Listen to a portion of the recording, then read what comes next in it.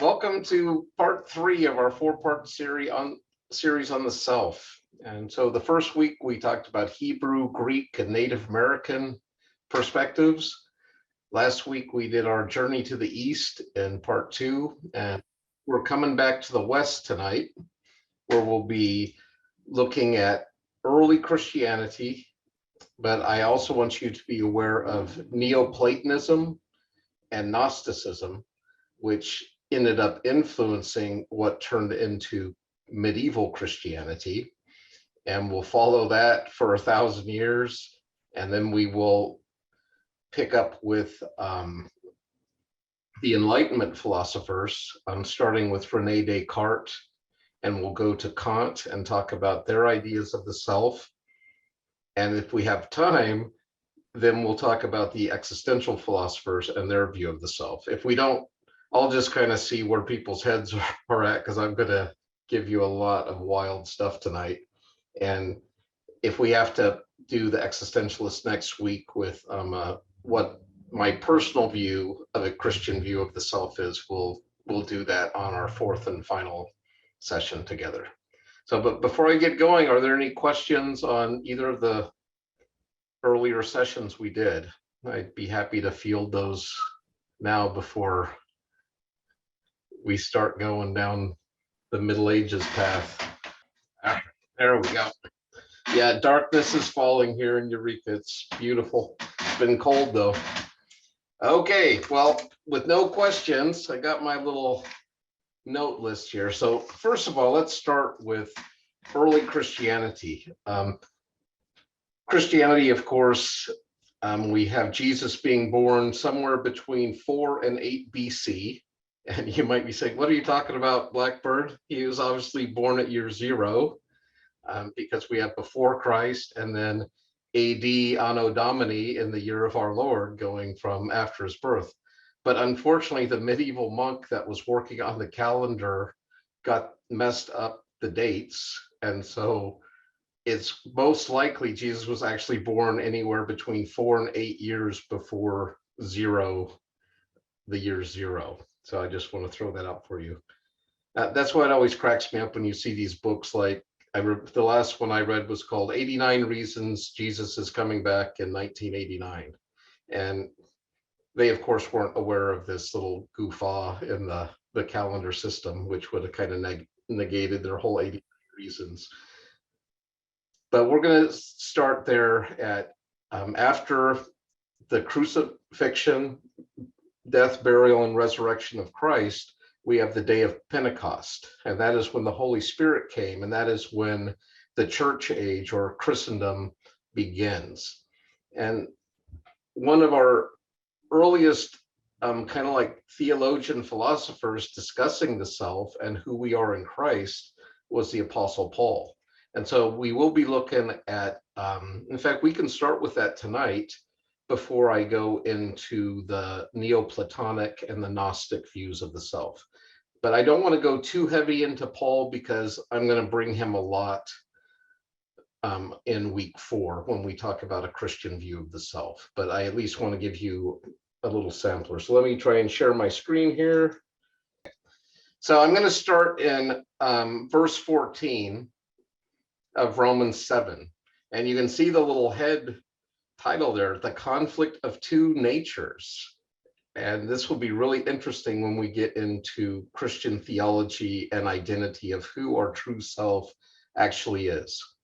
And feel free to use a different translation. The nice thing about Blue Letter, right up here, you can toggle and you can pick from all these different translations.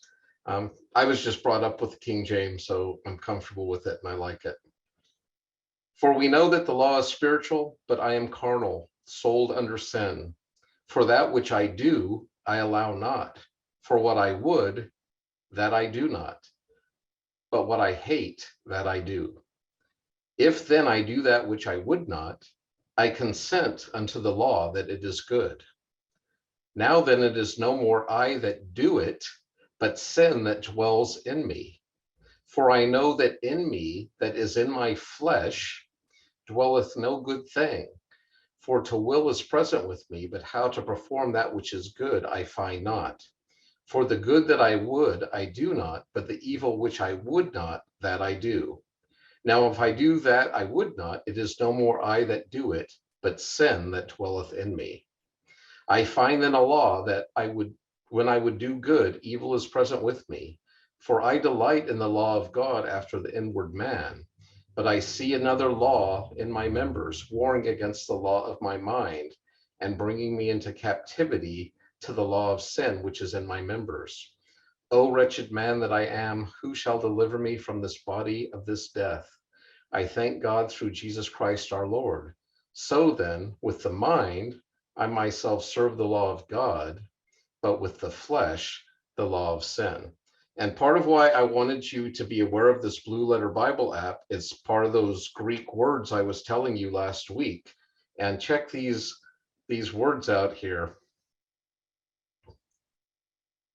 So then, with my mind, that's nous. That was that part of the mind I told you was that highest point, those Platonic ideal forms. This is where humans have the ability to think about what is the good, what is the true, what is the beautiful. Even our concepts of right and wrong, value judgments, that's all would be in the nous. And so Paul's saying, in this highest part of my being, I'm serving God, but in the sarx, does anyone remember what sarx means from 2 weeks ago? But in the sarx, those are those appetites that come from having a body. So he's saying in this highest part of his mind, he's serving God, but in the appetites of his body, the law of sin.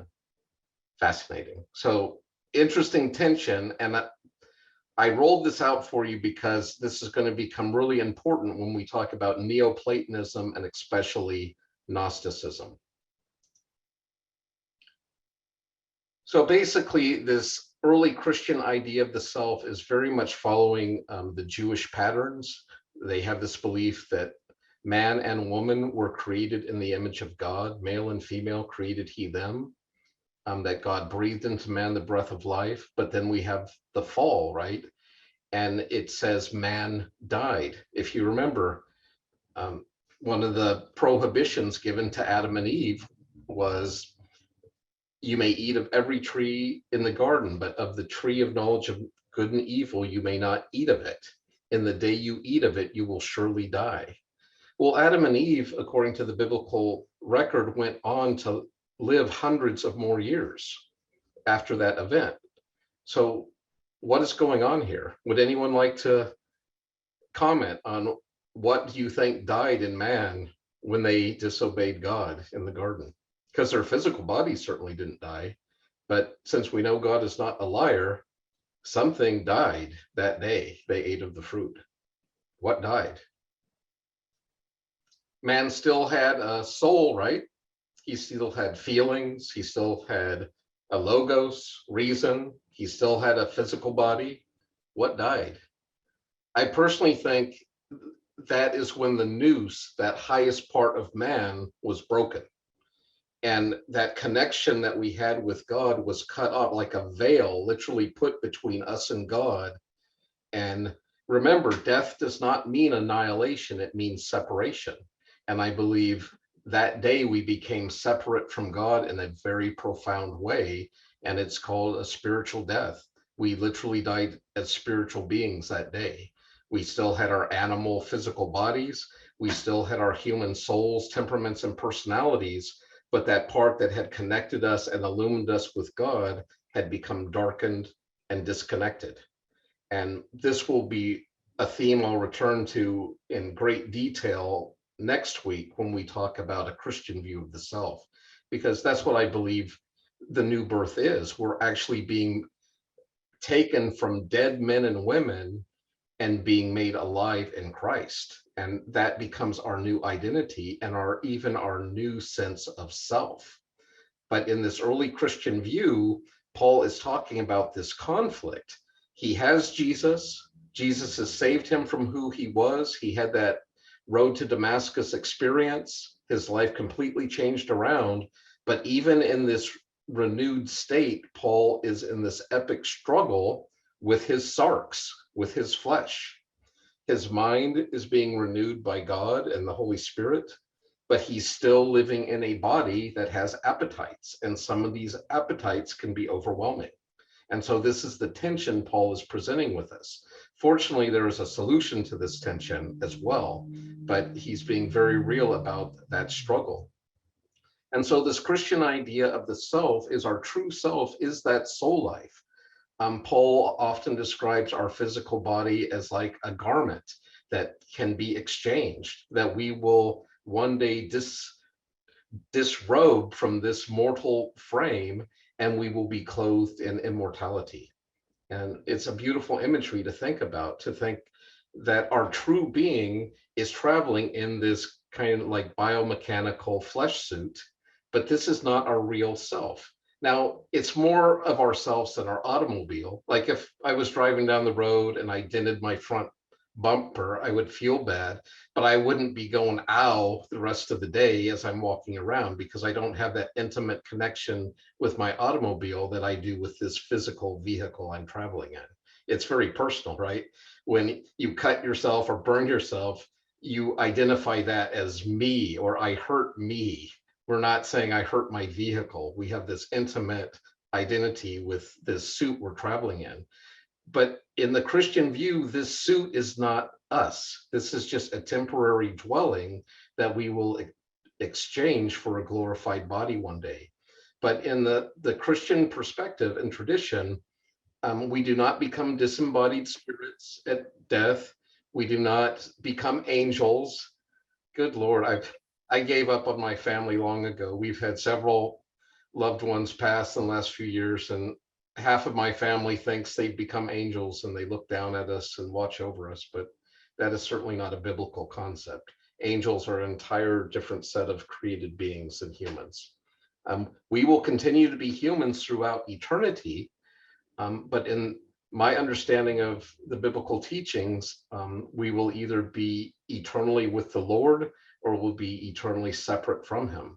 But humans were created to be immortal. We will never die. We will live through eternity. It's just where we will live and the state we'll be in that is to be determined. And we will talk a lot more about that, like I said, week 4. As Christianity came in, you have to remember from a Roman and a Greek perspective at that time in the first century, Christianity was just seen as like another sect or cult of Judaism. It wasn't seen as a whole new religion. And so often when the Jews were persecuted, the Christians were persecuted right along with them, because it was just seen as like an offshoot, a strange little bizarre Jesus cult of Judaism. Over time, however, by the time we get to the 4th century and Constantine the Great, so many people had converted to Christianity within the Roman Empire. Emperor Constantine actually converted to Christianity himself from he was a sun worshiper, like the sun in the sky, and he pivoted to becoming a worshiper of the Son of God. And that's where we get a lot of that strange syncretism from ancient pagan holidays and religious festivals with a lot of what we celebrate in Christendom. For example, the birthday of the sun in the sky was December 25th.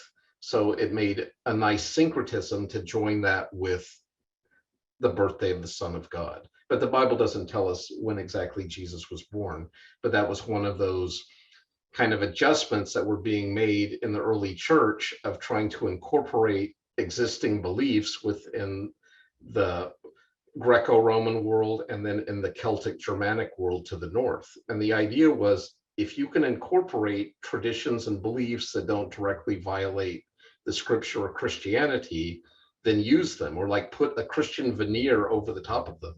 It's kind of like, but in many ways, it's kind of like the song remained the same. We just changed the lyrics. But a lot of people just continued being pagans, just now with Christian names or symbolism attached to their pagan practices. But that's not what this class is about. We're going to focus on the self. So I want to talk about, so that's kind of like a nutshell version of the early Christian view of the self. We are created in God's image. Because of the fall, we are separated from God, but because of God's love, mercy, and grace, he sent his son. Through his death, he reconciled us to the Father. And like I said, I'll go into a lot more detail week 4 on that Christian view. But the self, it's not our physical bodies, it is that inner life of the soul and spirit that is our true eternal self that will exist long after this body has returned to the dust.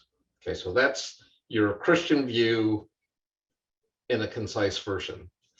A leading competing philosophy at this time, this was kind of like for the intellectual Greeks that wanted to live moral, ethical lives. They wanted a sense of spirituality, but they certainly didn't want some Jewish cult, some Jesus character. And so the guy who developed this was called Plotinus.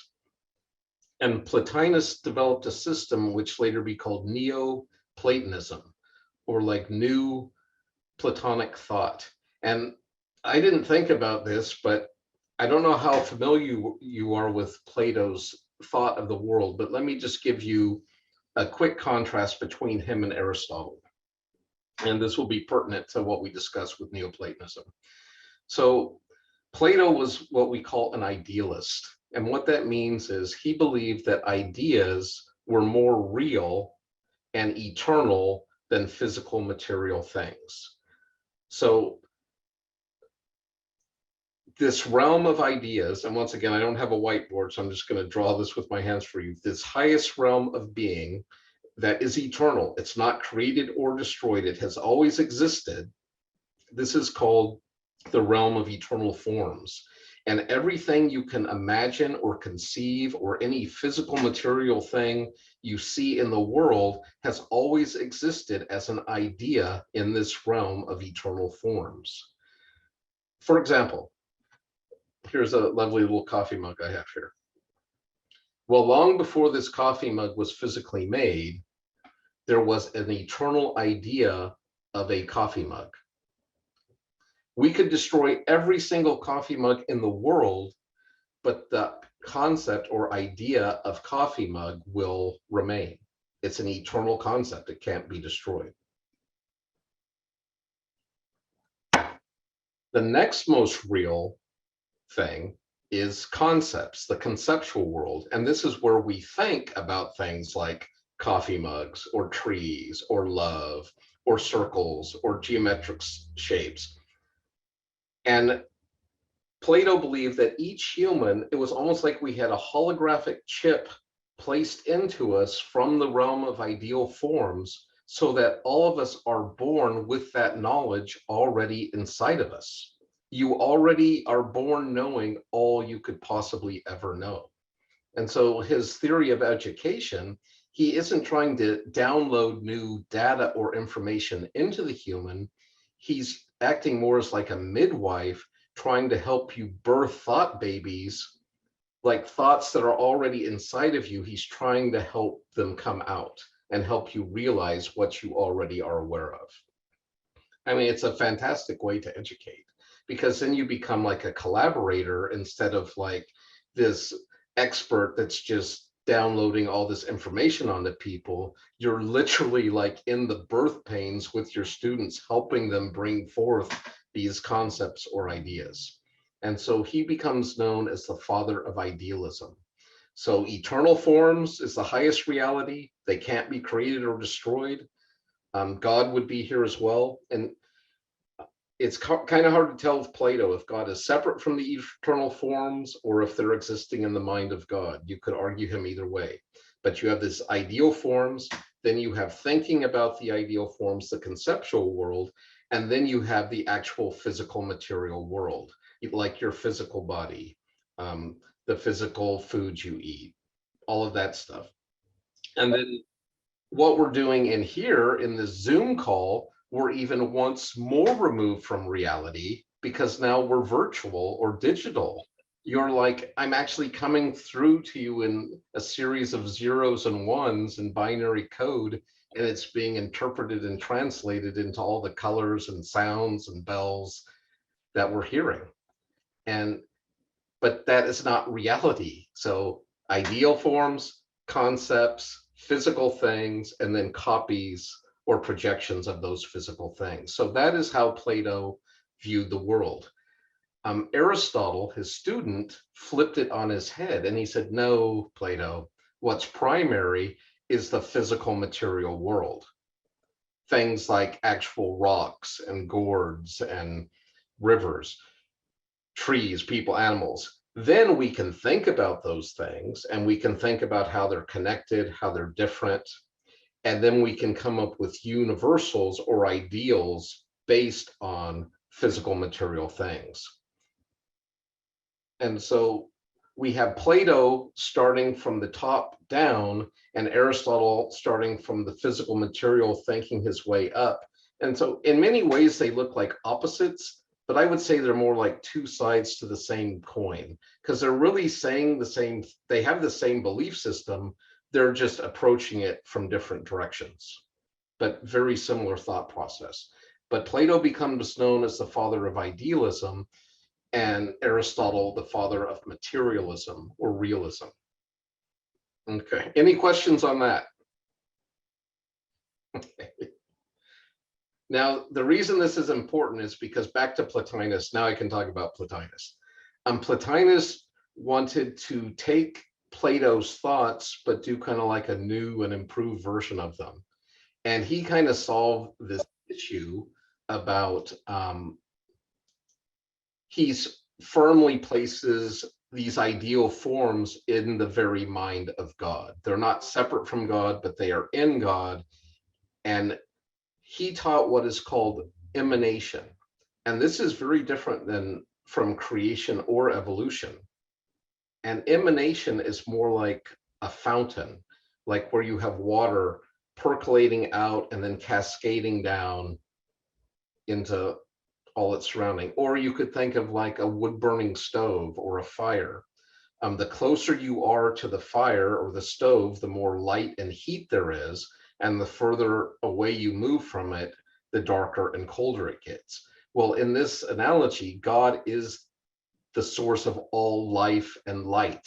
So the closer you are to God, the more being, the more life and light you have, and the further away you move from God, the less being or the less light and life you have. And so this led to the development of what was called the great chain of being. And that's the first big slide I want to show for you today. And this became kind of like the model for medieval Christianity, because what ended up happening was you ended up getting this hybrid of Christian thought, Greco-Roman, Hebrew thought, but then it syncretized with Greek philosophy, especially in Neoplatonism. So you end up getting a lot of these Neoplatonic thoughts woven into medieval Christian theology. And so this is what the hierarchy looks like for Plotinus.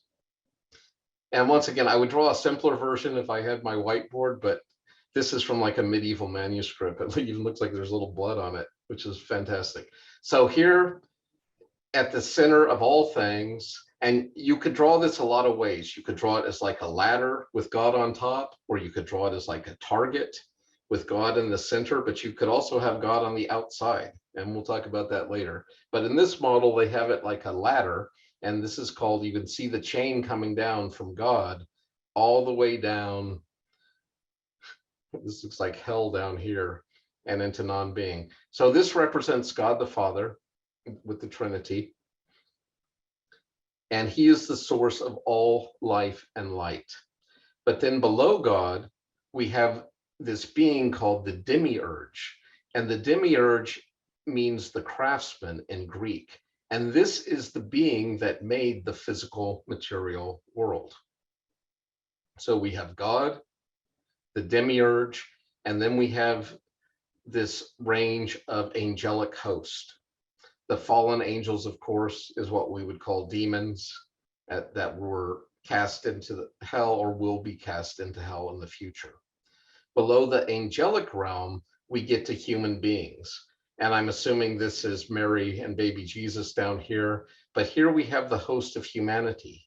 Now, humans are in a really interesting place because at this line, if I was drawing this on the whiteboard, I would put a dividing line right through humanity because everything above this line is spiritual and everything below this line is material. Humans are such a unique aspect of creation because we have physical material bodies that are indwelt by spiritual beings. Okay, trippy. Then we move down to animals,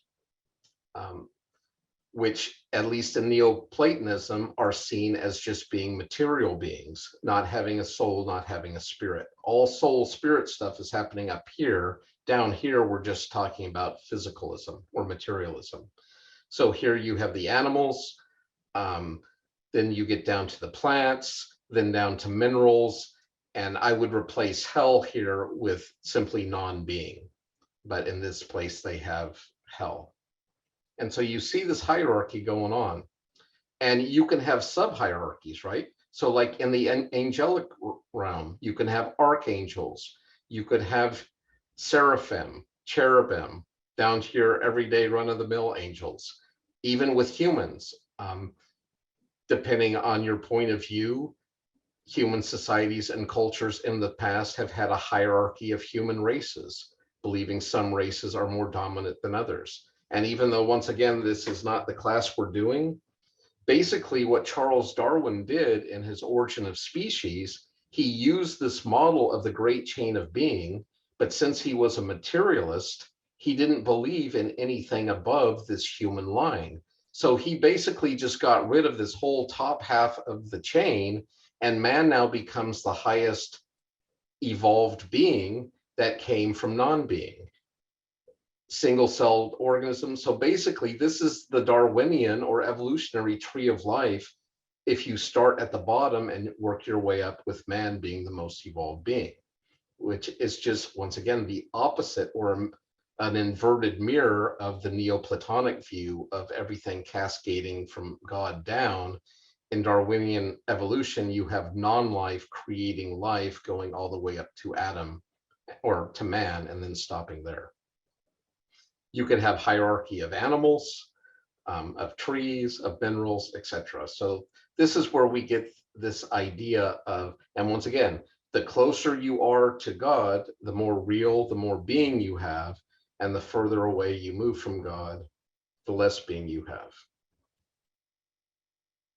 This is one of those things that has permeated the Western psyche and the way we think. I mean, think about your own thinking and how you value things. I mean, do you think humans have more value than animals? Do you think animals have more value than plants? Do you think some plants have more value than other plants? Like, is a redwood tree greater than a scrub oak or than a fungi? Are some minerals greater than others? Are diamonds or platinum, titanium better than loam and dirt?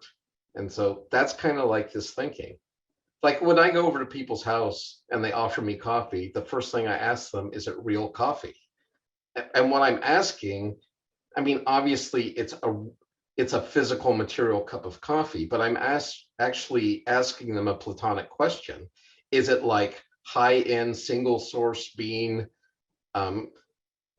picked by indigenous people singing to the coffee plants as they bless it, as they receive its gift? Or is it like Folgers crystals? That's what I want to know.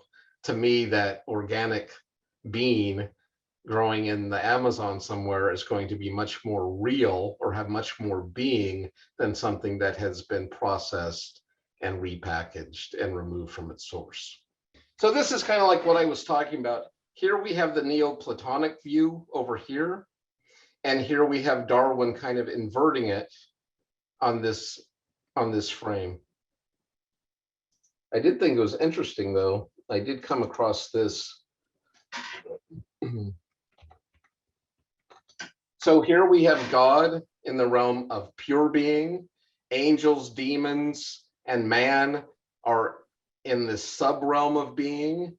And then in the realm of becoming would be minerals, plants, animals, and women. And then all the way down at the bottom would be non-being. So, so here on top we have pure being, on the bottom we have non-being, and in between we have becoming. Fascinating. You can start to see some of the medieval chauvinism and prejudice too coming in regarding woman, and her view definitely being below or subordinate to man. But we'll speak more of that in a minute.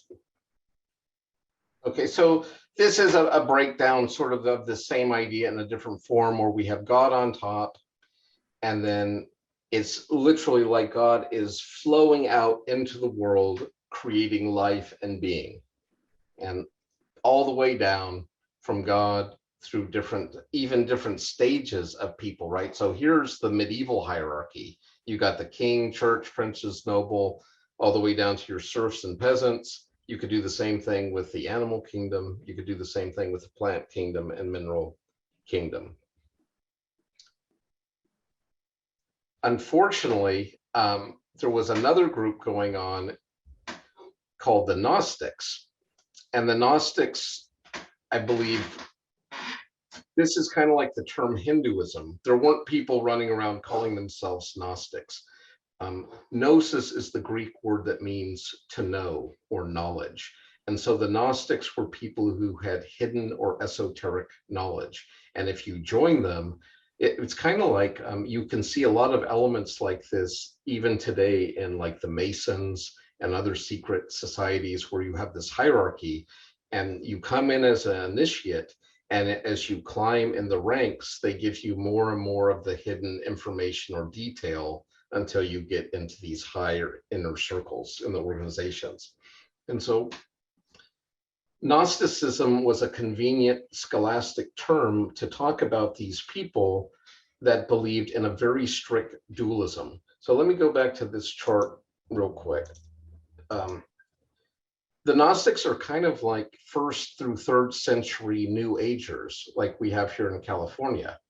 And these people were very eclectic. They would take bits and pieces from different religious traditions and philosophies, and then they combine them together into their own new thing.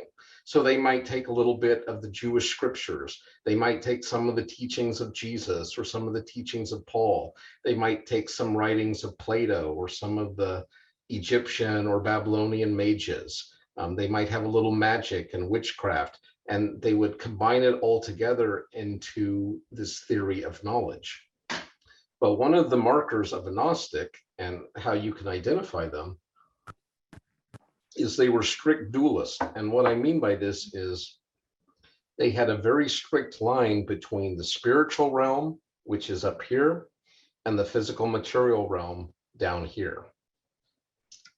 And part of how you can tell if someone is a Gnostic is they believe that the spirit is good, but the physical material world is evil. And so in one of the Gnostic stories of creation, it isn't this high God who they call the Father of Lights that created the physical material world, because the physical material world is evil. It was the demiurge that actually was Yahweh of the Old Testament. This is the one that made the world. And then in the creation story, the serpent is actually the good guy, because he has come down to humans to tell them, you have been trapped as good spiritual beings in an evil physical body. And that is how they explain that tension we have within us between what we want to do with our soul and spirit and these higher parts of man, and these base animalistic natures that come from having a physical material body. So we are spiritual beings trapped in a physical material world. Did any of you see the movie Noah with Russell Crowe? Nobody? It wasn't really high on the evangelical watch list because it was not following the Genesis account. But what's so interesting is the person that made that movie, among others, is he's interested in the Kabbalah, which is a book of Jewish mysticism. And it was also heavily influenced by this Gnostic type teaching. And so for those of you that saw that movie, Noah, or maybe you'll want to watch it now after I'm describing it to you, what's happening is humans have rebelled against God. And this idea was that God, wanting to interact with the world, he had to make like a transformer because his glory was too great, right? God is pure light. So if God tried to come down and interact with his creation, he would just consume us with his glory. So God had to make like a transformer to tone down his glory, almost like a dimmer switch. And there were like 10, they're called the 10 Sephiro. And these are spheres where God would reduce his glory down. And then the last one was called the Shekinah. Is anyone familiar with that term, the Shekinah? Where do you know that term from? I learned it in Sunday school. And what was it associated with? The glory of God. Right. Specifically, the Ark of the Covenant, right? And yes. God telling yes. Moses, no man sees my face and live. And if anyone even touched the Ark, they would be struck dead, right? So that was the Shekinah. If you saw Indiana Jones and the Lost Ark or whatever that one was called, that light that fried all the Nazis that are at the end, that was the Shekinah. And that's as low as God could dim his glory. Now, if you're a Christian and not a Gnostic or a Neoplatonist, there's one more dimmer switch that God has. And what's that? Or who is that? Jesus, right? So Jesus is like God, in a sense, veiled that we could behold him without being consumed off the face of the earth, because he actually took on human form so we could relate to God in a human way. I mean, that's some really trippy Christian thinking about who God is. But for the Gnostics, their whole idea is Satan was the good guy in this story because he is trying to tell humans, you have been duped by a false God, not the high God,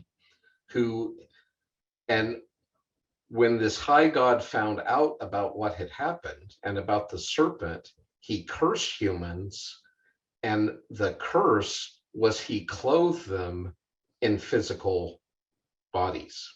So when it talks in Genesis that we were clothed in the skins of animals, Adam and Eve were clothed in the skins of animals, it's not like bear skins or giraffe skins.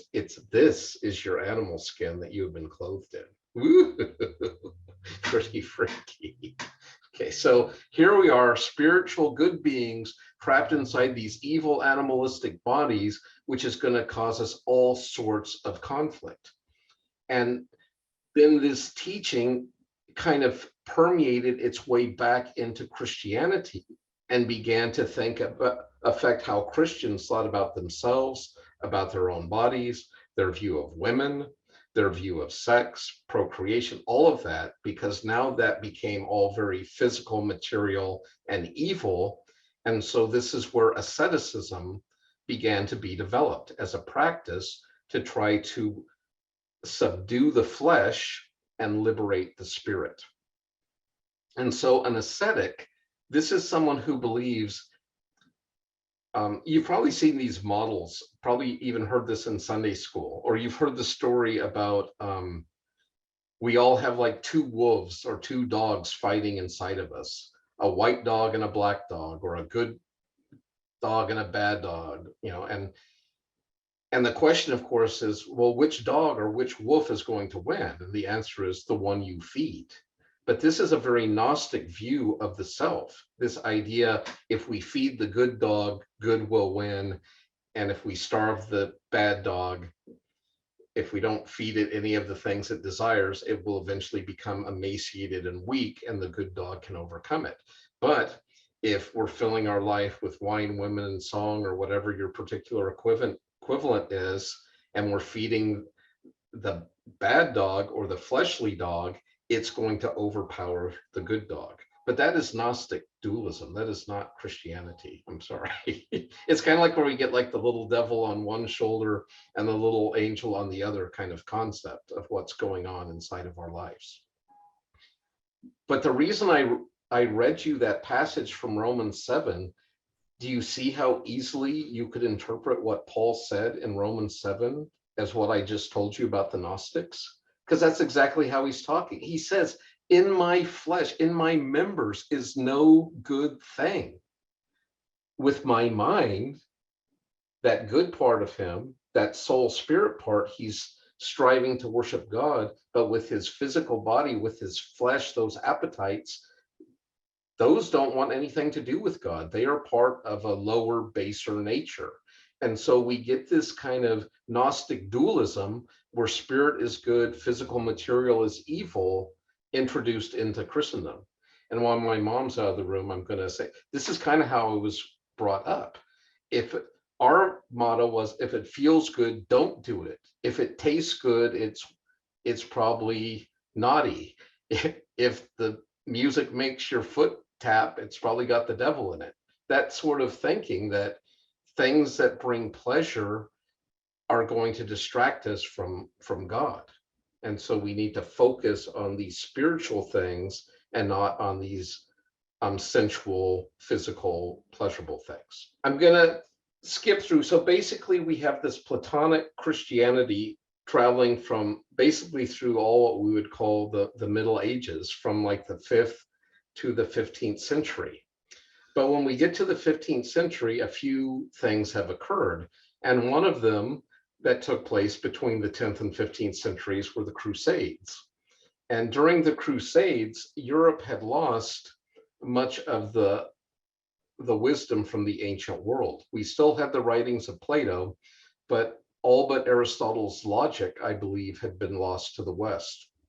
But during the Crusades, many of these works were rediscovered in Islamic libraries with that they had translated into Arabic from the Greek with commentary, and then they were reintroduced to the West. And that is part of what spurred the Renaissance, or the rebirth, was this ancient knowledge, and especially Aristotle's realism or materialism, where his focus was on the physical material world as primary, and then using reason and logic to connect and come up with universals.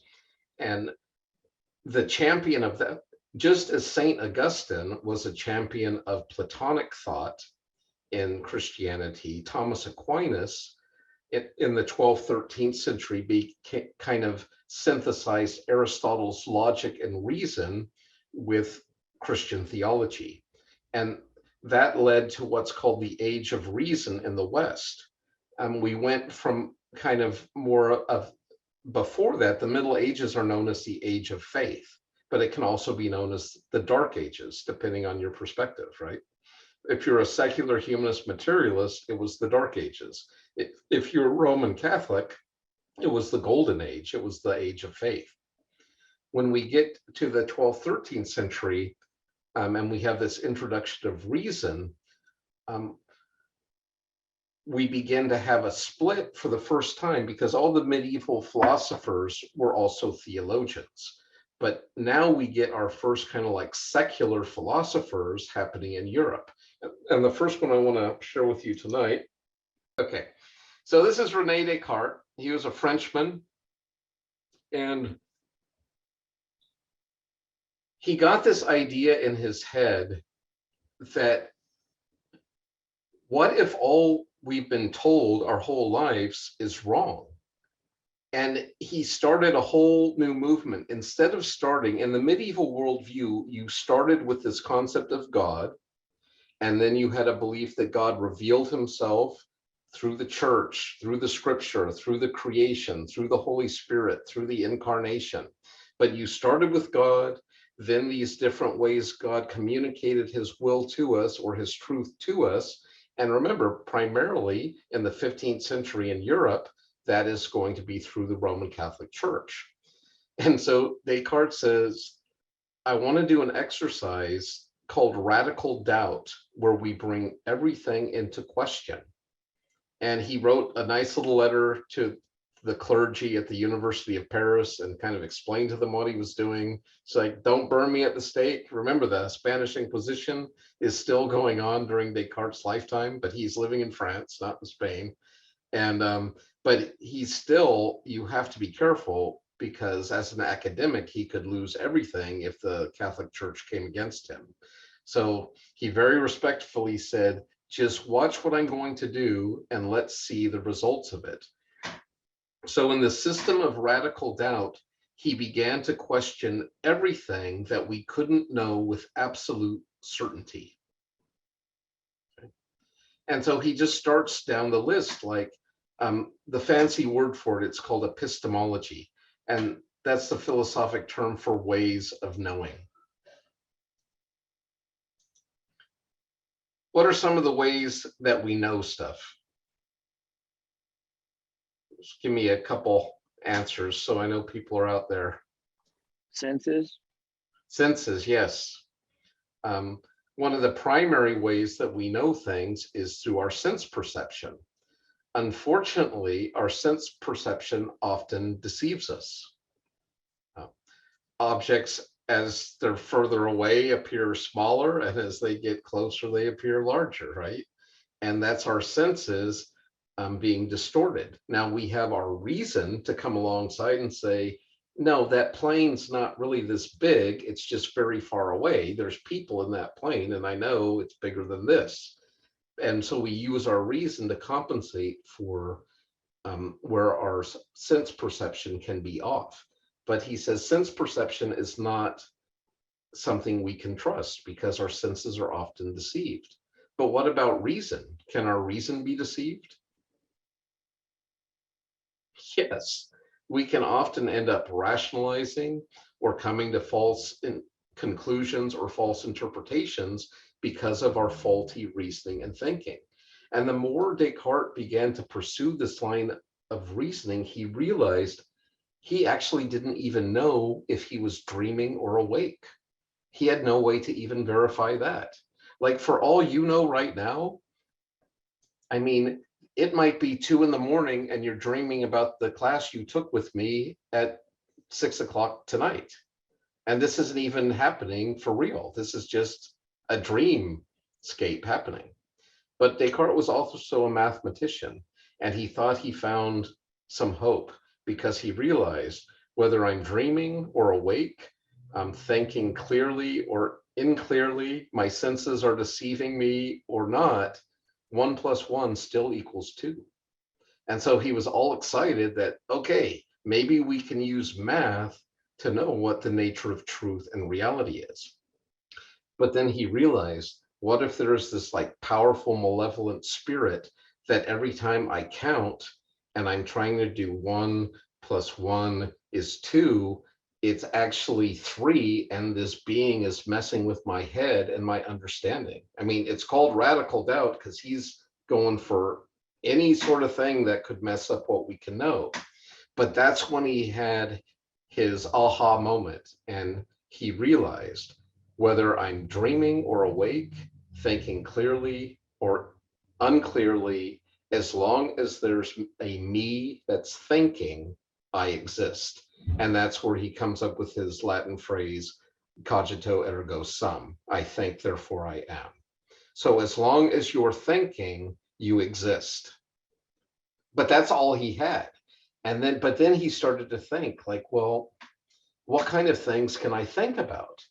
And he realized he had thoughts in his head because he didn't remember always existing. He believed he came into existence at a particular place and time.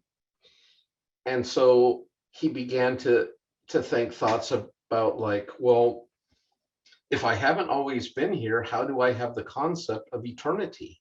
And this goes all the way back to those Platonic forms I was talking about. We have this, humans have a concept of eternity, but no human has lived eternally. How can we do that? How can we know something that's outside of our empirical or sensual experience in this world? How can we have concepts of the good? How can we have concepts of the beautiful? How can we have a thought of something being true? Those are all things beyond our physical, even things like perfection.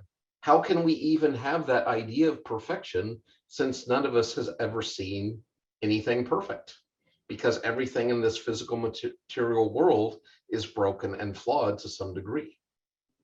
So now Descartes thinking, holy cow, not only do I exist because I think, but the things I can think tell me that something greater than I must have made me, something that was eternal, perfect, holy, complete, all these sorts of Platonic ideal attributes that we have in the nous part of our mind, Descartes is resonating with and realizes those can only come from God. And he saw that as like God's thumbprint or trademark upon the mind of man, that we could even have a concept of God. Like, now, he would get how humans could have an anthropomorphic concept of God, like the Greeks or Romans, but not the God of the Bible. How do you get to a God from the Bible simply from human experience or understanding? Because he is so different, so otherworldly than humans, even though the Bible tries to relate to him, to us using human terms like father or king or shepherd, but God is otherworldly. He is not human. Jesus is human, but that's next week. But God before the incarnation is not human. This is a very different type of being. And so that's was Descartes' big breakthrough contribution to philosophy, is instead of starting with God and then philosophizing down to the self, he started with the self, kind of like Aristotle, and reasoned his way up to God. Fascinating. Unfortunately, he left us a little dilemma that is called Cartesian dualism. So what René Descartes did, he said, okay, we have God up here and we have two substances. Now, if you remember, I told you the medieval scholastics defined substance as that which is self-conceived and that which is self-perpetuating. And the only being in the universe that satisfies that is God. But Descartes has God up here, and then he has two substances. And one of them he calls mind, and the other he calls matter or body. So you have this mind-body distinction with René Descartes. So what you have is an extension of substance or matter, and you have a mind or a soul, physical and material, very much like the Gnostic dualist. So there's one part of you that's mind, there's another part of you that's body. Now, this is before the people in the age of reason.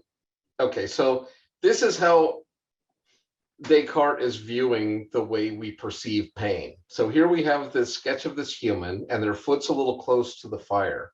And so remember, he's coming out of the Middle Ages, so he's not using modern scientific terms, but he says what happens is the animal spirits in the body, when they feel the heat or the flame or the pain, it travels up into the brain, into what he identified as the pineal gland. And we do have a pineal gland.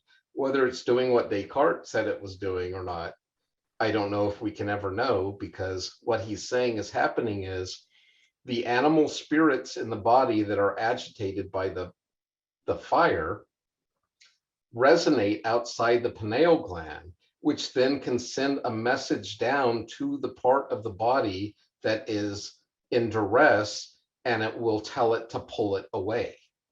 And so he's basically describing the central nervous system before people knew about the central nervous system. And so he's doing it in very archaic terms, but this is quite brilliant when you think about it. The problem, however, becomes when Descartes says mind and matter are such distinct substances that if I want to affect your minds, I have to use my mind to interact with your minds. I can't pick up a 2x4 or a bat and try to beat an idea or thought into your head, right? Now, if I physically want to move you or harm you, I can think bad thoughts at you all day and it's not going to cause you any physical harm. But if I physically punch you or pick up a stick, I can physically hurt your body. So he has this realm of the mind and this realm of the body, but they are so different. Now, let me, I try to do this with my class. I'm not sure I'm going to do it in here. So here I got this coffee mug. And I've been practicing this a while, and I'm through the strength of my mind, I'm going to try to make this coffee mug come to this hand, okay? Just using my mind. You ready?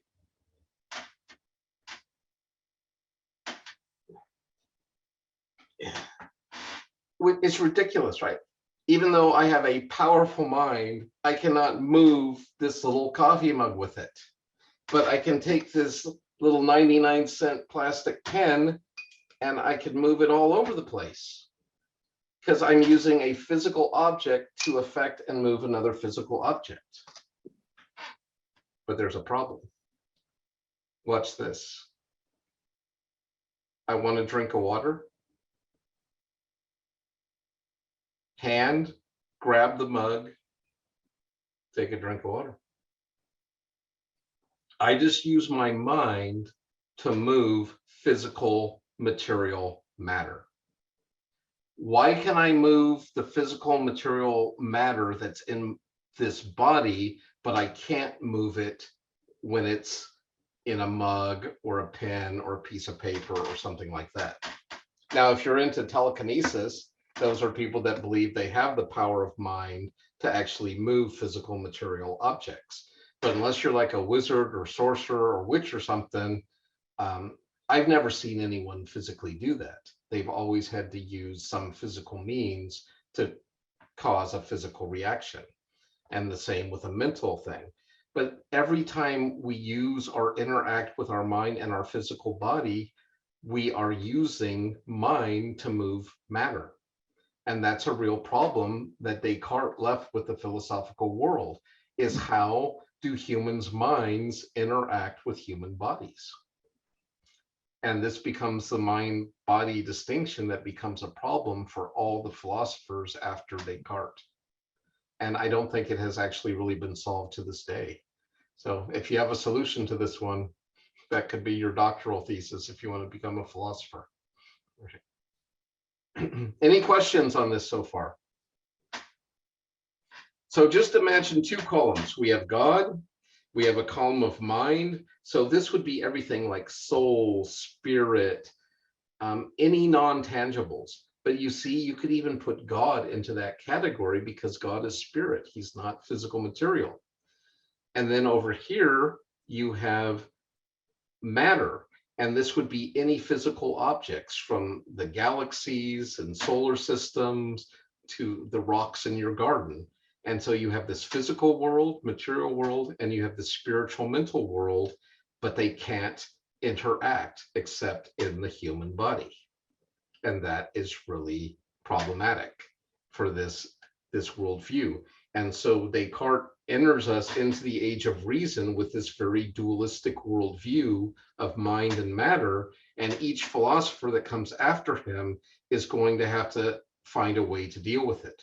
And the first guy that comes after him is called Baruch Spinoza. And he's actually, I think I mentioned him last week when we were talking about pantheism. So Baruch Spinoza was a Jew that had fled with his family from Spain during the Reconquista, where the Roman Catholic Church gave the Jews and the Muslims basically the choice to either convert to Christianity, flee the country, or suffer persecution and possibly even death. And so Spinoza's family moved to Amsterdam, which just like today, it was like a free thought city. And he lived in a Jewish community. And he was familiar with the Old Testament. And if you're familiar with the Shema, Hear, O Israel, the Lord your God is one. And he took this very literally, that he believed there was only one reality, one existence. And so he said, Descartes' problem is, instead of keeping God as the only true substance, he tried to have subsubstances of mind and matter. And Spinoza is saying, no, Descartes, there is only one thing, and that one thing is God. So in a very real sense, he is like a pantheist, a European pantheist living in the 15th, 16th century. And he said, you can talk about anything materially, or you can talk about it spiritually, but there's only one thing is happening. And it's just a way of describing it. But there really is no difference between mind and matter.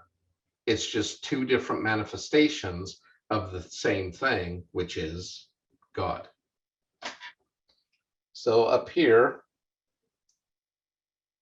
we have substance, and remember, God is the only substance, and God has infinite attributes. We simply know two of them: extension, which is the material universe, and thought, which would be mind or soul. But you can see these are just two different ways of looking at the exact same things for Spinoza. I just find this utter fascinating view of life and reality. They called Spinoza the God-saturated man because he saw God wherever he went. He was in every tree, in every flower, in every human being.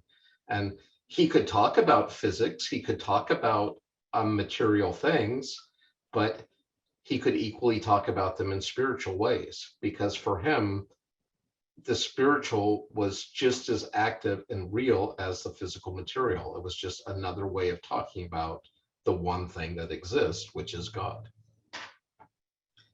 Now, unlike Spinoza, who basically said everything is God or everything is spiritual, his contemporary was named Thomas Hobbes. Thomas Hobbes' solution was to simply say, well, we can see and experiment and test on the physical material world, but we can't test or know or explore the spiritual. So even if the spiritual world exists, it's beyond our ability as humans to understand. So even though he was living in a Christian society, he used Christian language, for all intents and purposes, Hobbes was a materialist and tried to boil down all human reactions, all human achievements to their physical material realm. And I know I am grossly undersimplifying this or oversimplifying this, but I just want you to see this progression of thought of what's happening with this dualism in Western thinking. So Spinoza's solution is it's all spiritual, it's all God.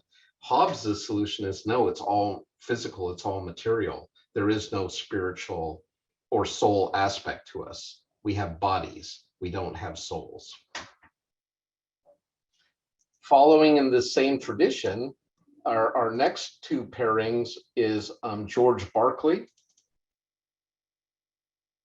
who was actually an archbishop, and his idea was, he was actually kind of like a Platonist again, but he's living in, I think we're talking like the late 1600s, early 1700s with Charles Berkeley and John Locke.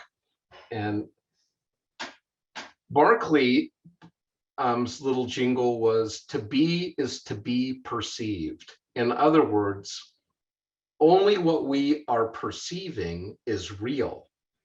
And so if you can imagine it this way, and the person I'm going to contrast him with is John Locke.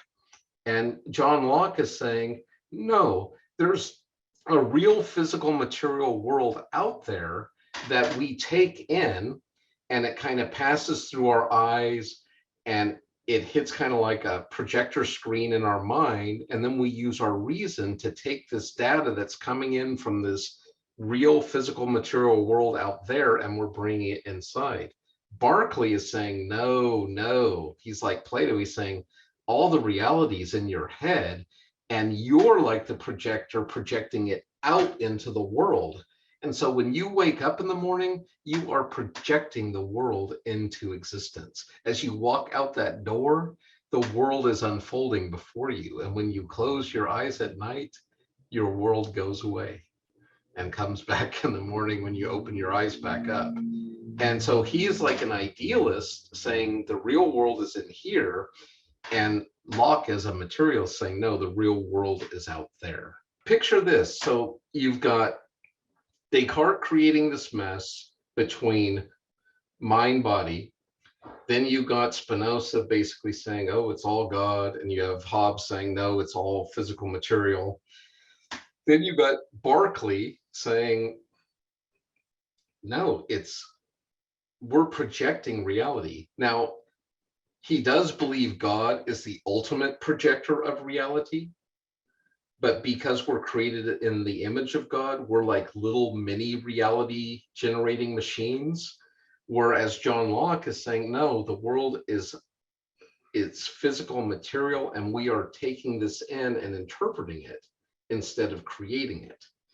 And this conflict basically goes all the way back to Plato and Aristotle, which is primary, the ideal world or the physical material world. And it took Immanuel Kant, perhaps one of the greatest philosophers of all time, 18th century German philosopher, to reconcile the two. And I think we'll end with Kant tonight in this reconciliation, because there's no way, I mean, it's almost 7:30. And so we'll talk about the existentialist and Christian view of the self on our last week. And that will be a nice pairing to go together. But let me show you how Kant reconciled these two views. So even though he was a philosopher, he was reading the works of Copernicus and of a Scottish philosopher named David Hume. And as he's reading their works, he said it was like something like woke up inside of his mind, and he got out of this very Aristotelian way of thinking. Aristotle is one that gave us the syllogism and like formal logic. And basically what Aristotle said is something cannot be one thing and another thing simultaneously. Something is either right or it's wrong. It's black or it's white. It's high or it's low. It's male or it's female. And so you had this very sort of either or thinking going on in the West, which has been very helpful. There's a place for either or thinking.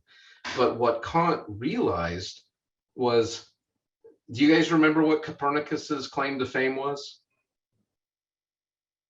He is the one that came up with the heliocentric view of the solar system. This idea that it was the sun at the center of the solar system, not the Earth, and that we were actually traveling around the sun, not the other way around. And people mocked him and all of that.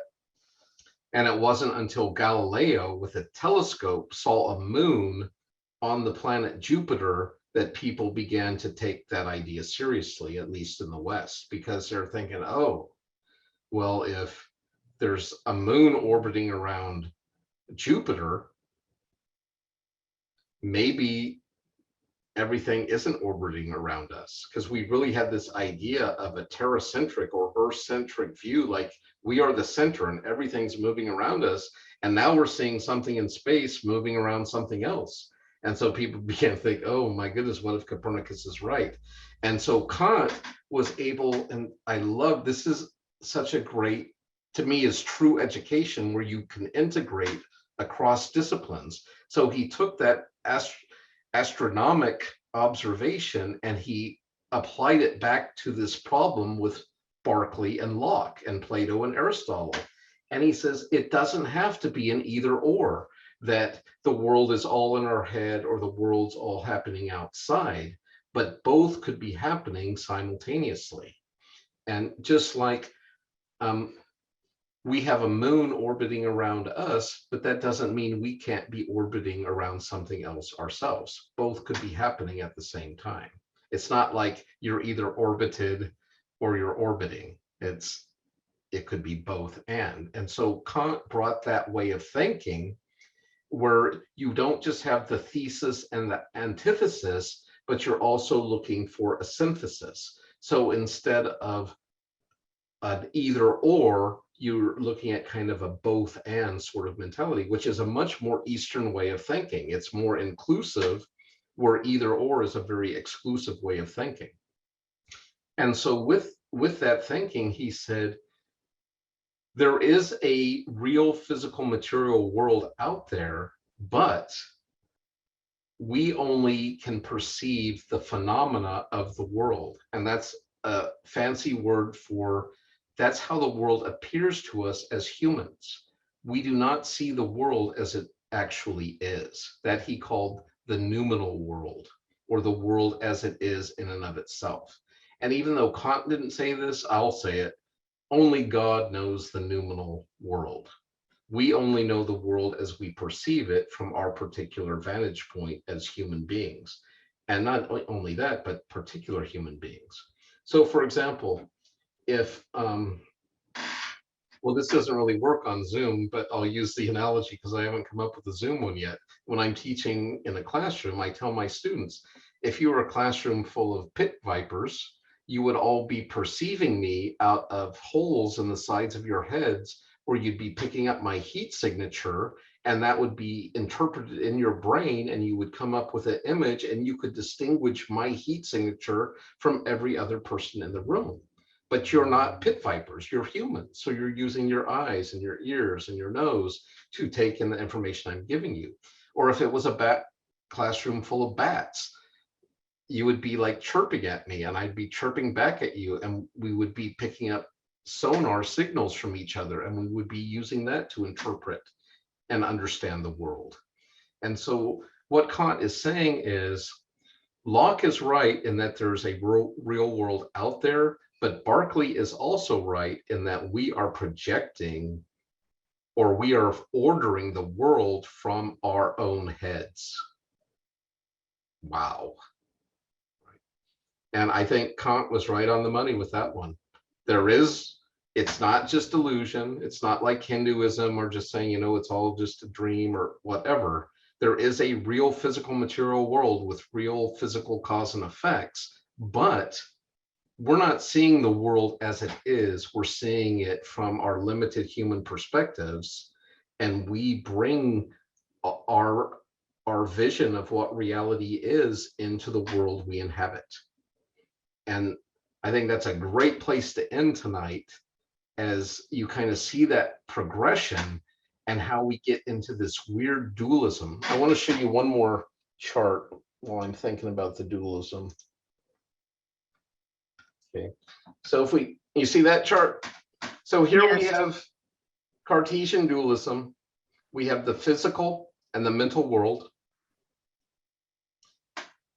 Now, a physicalist like Hobbes or Locke would say, no, it's the physical world that's real. For the idealist, it's the mental, or the world of the mind, that is real. And then we get into someone like Kant, who is saying it's all real, okay? But there's also parts of the world we simply don't know or understand, because we have a limited human way of perceiving the world. And that's okay. We just have to acknowledge that because we're humans, there's things that will be beyond our perspective. So next week, I'll plan on starting with the existential philosophers and show how they led to like Joseph Brouwer, Carl Jung, Sigmund Freud, and how that affected the field of psychology and psychiatry. And you'll see the same tensions, right, between different psychologists. You'll have the pure materialist that are thinking we need to treat what's broken with the body, or they have a broken brain. Or the idealists are saying, no, they have a broken mind, they have a broken soul or a broken spirit. Well, that's what we need to treat. And then you have more like the Kantians saying, they could have a broken mind and a broken brain. And how can we work with both of those? And so I think that will be very helpful as we come into what we call the modern mind. And even though everything we talked about tonight with those philosophers was from like the 16th to 18th centuries, that's called modernism in philosophy. And so postmodernism started with Hegel, or you could even say it started with Kant in the 1800s. And our culture is just now catching up to it, which I think is amazing. But that's a lot where that existential philosophy will come in. I'll talk about next week. And then we'll pivot into what I believe a Christian view of the self is.